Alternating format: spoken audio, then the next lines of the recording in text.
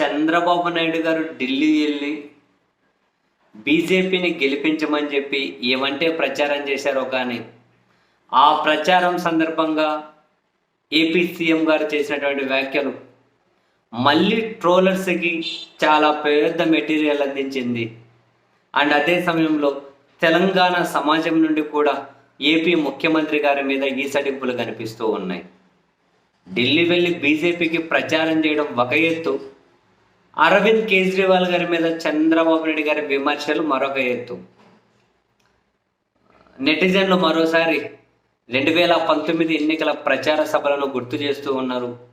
ఆ సభల్లో చంద్రబాబు నాయుడు గారు ఏమన్నారు?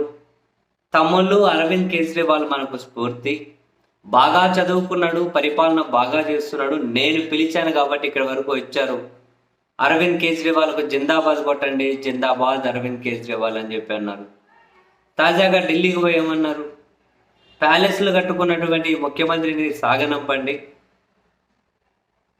ఢిల్లీని ఈ 10 సంవత్సరాల్లో నాశనం చేశాడు, 1995కు ముందు హైదరాబాద్ ఎలాగైతే ఉందో అలా చేసేసాడు ఢిల్లీని అన్నారు. 95 ముందు హైదరాబాద్ ఎట్లుందో ఆ విధంగా చేసేసాడు ఢిల్లీని అని చెప్పి కేజ్రీవాల్ మీద విమర్శలు చేశారు. ప్యాలెస్ని కట్టుకుని సాగనంపండి, అవినీతి కూడా రకరకాలుగా. సో నెటిజన్లు చాలా విషయాలను గుర్తు చేసుకుంటూ ఉన్నారు. నిమిషాల్లో కాదు సెకండ్లలోనే స్టాండ్ మార్చగల దిట్ట చంద్రబాబు గారని, 17 వరకు బీజేపీతో ఉండి 18లో కాంగ్రెస్తో పొత్తు పెట్టుకొని 19 ఎన్నికల్లో మోడీ గారిని వ్యక్తిగతంగా కూడా తిట్టి ఎన్నికల్లో ఓడిపోగానే మళ్ళీ బీజేపీ చందన చేయడం కోసం 24 ఎన్నికలు వచ్చేసరికి మళ్ళీ మోడీ నాహో ఊహో అని పొగుడుకుంటూ ఇంత దారుణమైన స్టాండు, ఇంత వితిన్ షార్ట్ టైం కాదు, వితిన్ ఏమంటారు సెకండ్స్లోనే మార్చుకోగలిగే దిట్ట అని చెబుతూనే 95కు ముందు హైదరాబాద్ ఎలా ఉండేదో చూడండి అని, అప్పుడు హైదరాబాద్కు సంబంధించినటువంటి గొప్పతనాన్ని కూడా 95 నుంచి 2004 వరకే చంద్రబాబు గారు ముఖ్యమంత్రి, 2004 తర్వాత హైదరాబాద్ అభివృద్ధి చూడండి, 95 ముందు అభివృద్ధి చూడండి అని చెప్పి చాలామంది పోస్టులు చేస్తూ ఉన్నారు.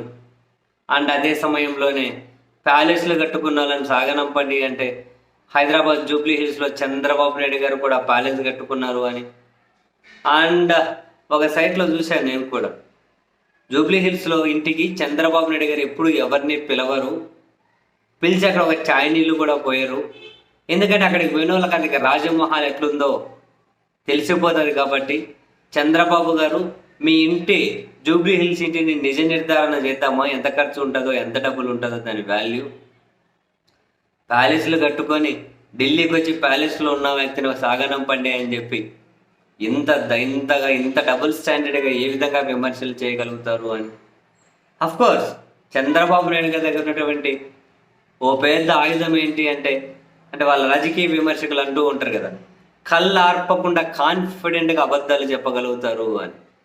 చూడండి, ప్యాలెస్లు కట్టుకున్న కేజ్రీవాల్ని సాగనంపండి, చంద్రబాబు నాయుడు గారికి ప్యాలెస్లు లేవా?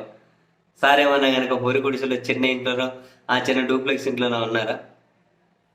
ఎలా కట్టుకున్నారు? హైదరాబాద్ జూబ్లీ హిల్స్ అంటే అందరికి పోవడానికి కుదరదు, చెక్ పోస్టులు ఉంటాయిలేండి, కానీ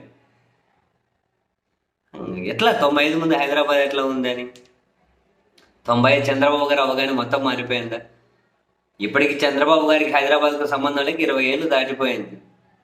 90 నుంచి 2004 మాట్లాడుకోవాలి. 2004 తర్వాత హైదరాబాద్ రూపురేఖలే మారిపోలేదా? సో ప్రతిదీ కూడా మన అకౌంట్లోనే క్రియేట్ చేసుకోవాలి, మనకు అనుకూలంగా ఉన్నట్లు. రాజకీయం అంటే అఫ్కోర్స్ కాసింత ఎడ్జ్ తీసుకుంటారేమో, కానీ పూర్తిగా ఒకసారి ఈస్ట్ ఒకసారి వెస్ట్, అసలు ఒకసారికి మరోసారికి సంబంధమే లేకుండా కామెంట్స్ చేయడంలో చంద్రబాబు గారిని మించిన వాళ్ళు దేశంలో లేరు, ఉంటే గింటే నితీష్ కుమార్ ఏమైనా ఉంటారేమో అని చెప్పి నెటిజన్లు అయితే పెద్ద ఎత్తున నిన్నటి నుంచి ట్రోల్ చేస్తూనే ఉన్నారు.